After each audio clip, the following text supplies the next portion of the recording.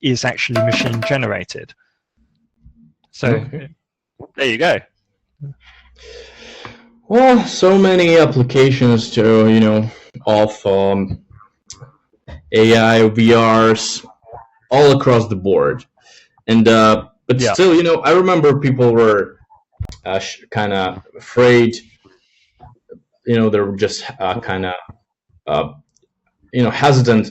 Not hesitant, but really scary about like a web applications, like that we would all switch to mobile phones, and kind of desktop versions would be obsolete. And and I think this came around like 10 or 15 years ago, and desktops are still around, So and I'm drawing this example, to just kind of illustrate my perception of whether or not we'll be able to fully switch to this modern technology. I think there's still gonna be like a lot of people who just are not buying into it.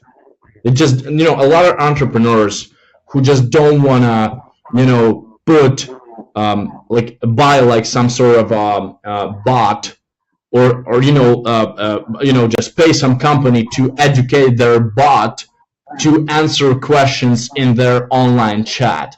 Like the company that I co-founded that is now growing like crazy. They got like, I think probably 12 or 13 support team members. They're not even thinking about having like an AI there. So even though it's kind of a solution, you don't, and you can kind of save some costs on the people, but they're just people who are, I think, just not there mentally to try things like that.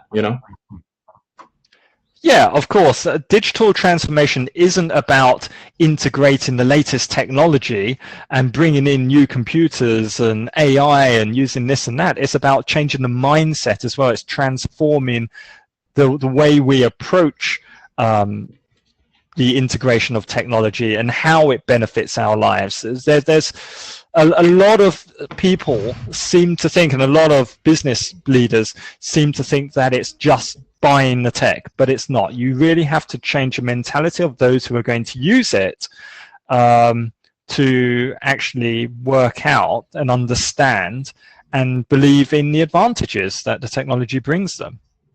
So it's like comes in a package, right? You buy that technology, and you also need to teach your employees to use it, right? Of course. Yeah. It's not going to run itself, right? No.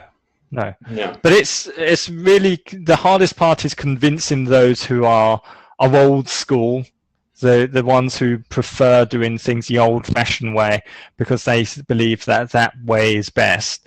But it's really driving and saying to them that, look, this technology is here to help you to make your life and to make your job easier and better, and to also make you more productive. We don't integrate technology to make our lives more difficult, although, yes, approaching the technology from the beginning might be met with some hesitation and might be considered difficult or hard work to learn it. But once you learn it, like anything, it eventually becomes easier. And if you can use this as a tool, it's not necessarily taking away the human element, because you are still very important as the employee, but it's there as a tool to aid you in your work. That's a very good point. And actually, I got this just recent experience helping one of my friends. He's a founder of a company called Swiftify. So what they do, he's a very talented developer, and they've created a converter that converts old Objective-C language for iOS devices into Swift. Right.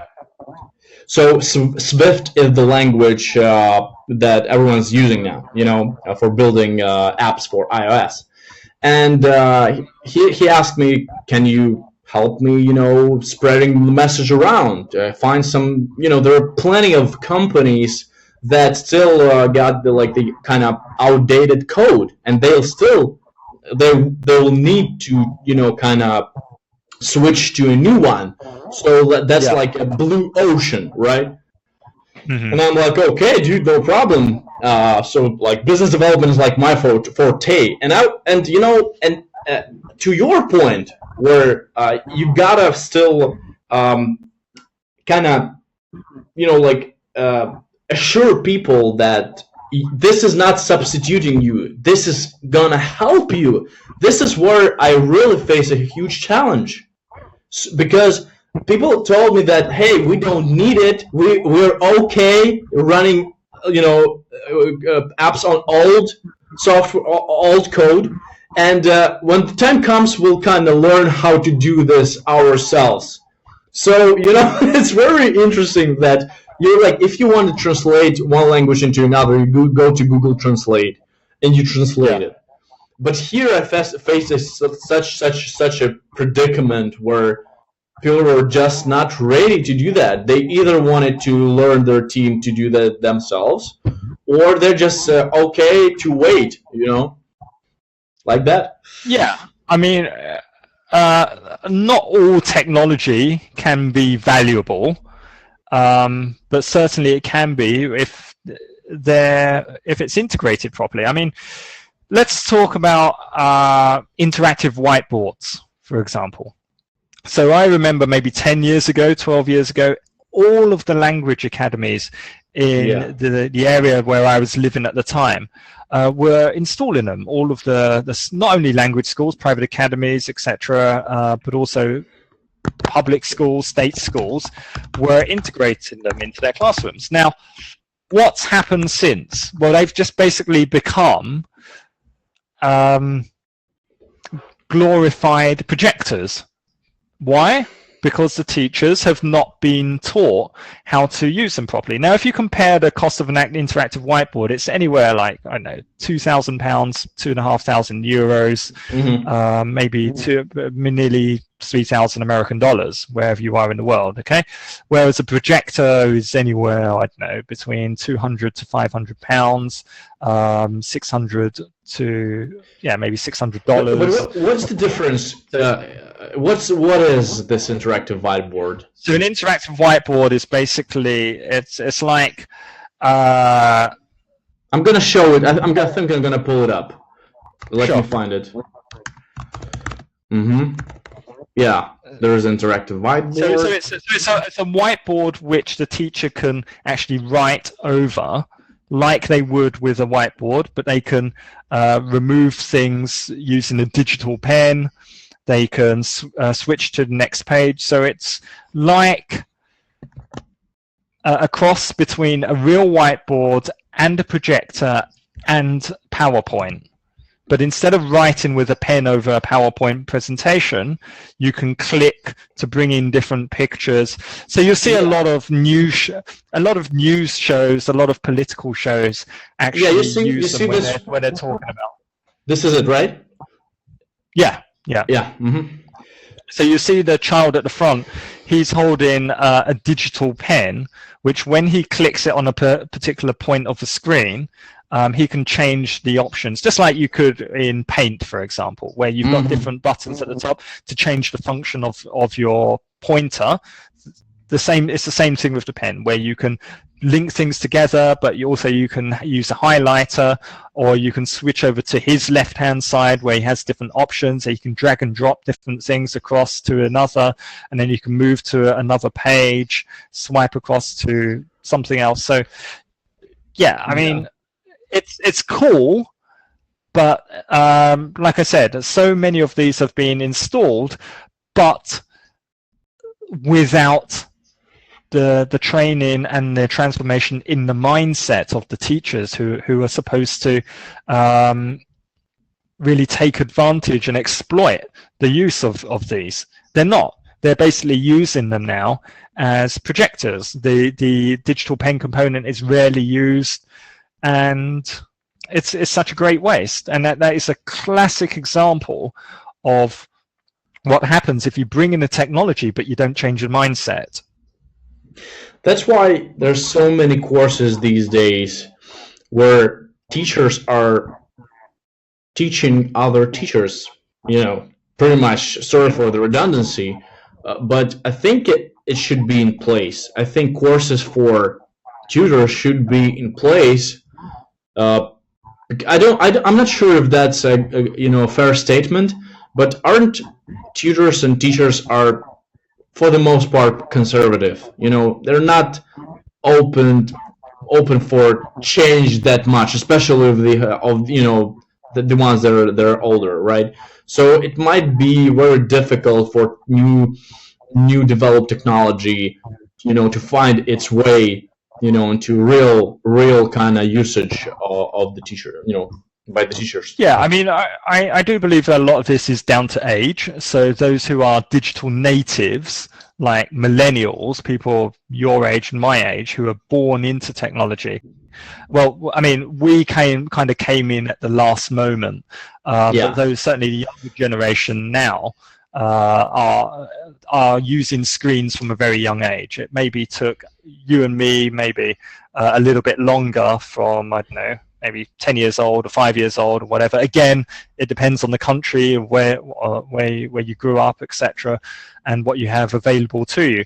But I believe that the older generation are certainly the ones who are more hesitant in integrating technology into their classes. And I mean, when you say, do you use technology in your classes to an older person? It's like, well, yeah, I put on a video from YouTube.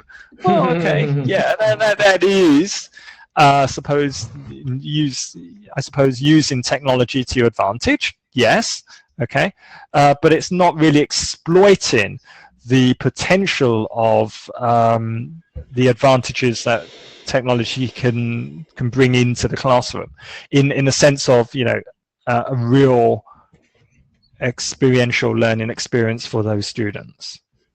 So no interactive whiteboards left. Everyone's just stick to just simple projectors, right? Okay, you've put down $200. I think they're a lot more expensive than that. Oh, really? Yeah. I found probably one around 2,000. Oh no! Yeah. That's quite a. Okay. Yeah, so I'm not saying there's anything wrong with interactive whiteboards, providing that the teaching team know how to use them properly and understand the benefits of how they can help the students. Look, this is exactly what I said about learning by doing. It's the students who are at the front of the classroom here. It's not the teacher standing in front of the classroom. And certainly when we're talking about these learning experiences, the teacher shouldn't necessarily be a person who's standing there speaking to the students and telling them what to do or what they should learn in a parrot fashion, old-fashioned parrot fashion kind of way, but more as being a guide, as a facilitator to help the students' own discovery of something, of a particular subject. You're definitely familiar with main concepts by Sir Ken Robinson, right? He got the famous TED Talk, how education kills creativity. Absolutely, and, I think that all the technology, everything that we got in our world is so fascinating, and it's so kind of enticing to try it out, especially for creative people. So especially for those kids who are creative and who want to stay ahead of curve, it's really cool to give them an opportunity to test different kind of tools, and maybe just like you pointed out with this picture, it's like a new way of, is this a right way of learning? Really, just come to this new piece of technology and try to do something with it. and maybe you will be able to deliver your message or your concept using this new technology in a way that no one else ever seen, right? So I think it's like two sides of one equation, right? Where creative people, with the help of technology, of really creative technology, can, you know, kind of accelerate, you know, and share their ideas. And because of they're curious about new things, they'll be curious, you know, maybe to create on whatever whiteboard it is, or, you know, in the new online learning system, whatever. So yeah, absolutely. I mean, everything's on the internet now. It doesn't take much for the students to really do their own self-discovery. Now, there are some cons to this. I mean, I can tell you many horror stories of where I've taught students and I've given them the homework to write about their favorite actor, and the next week they've brought me a printed text from Wikipedia, you know, and I'm thinking, wow, that's really good vocabulary for an 8-year-old A2. So, you know, you need the checks and balances. You need to obviously make sure that the technology is being used but not abused, because yes, of course, we learn by copying, but not in the sense of where we're completely ripping off a text or information from the internet and just presenting it as our own. Yeah, for sure. But I don't know. Do you agree that? Do you agree with Ken Robinson, who stated that if a little girl having problems in math class, and when her parents are called, you know, to school to talk to them, and while she's waiting for her mom to talk to director, right, she cannot stand still. Do you agree with the statement that this girl, it's nothing, it's all fine with this, everything's fine with this girl, she's just not into math, she's into dancing, you know, because she cannot stand still. And this is where you have to really monitor your kids and see what are the ingrained talents there and try to discover them and capitalize on them. But I mean, like, you still need math, right? But I don't know, what's your thought on that, like, for the stable education? Of course, you know, these things are very important. Math and English, most certainly, these are the key to most of the things that we do in our day-to-day lives. We should never be forced or be told to do what other people expect us to do. I know this is probably not the best thing for me to be saying to Chinese students, because there is such a high expectation. By all means, go and try to achieve the best that you possibly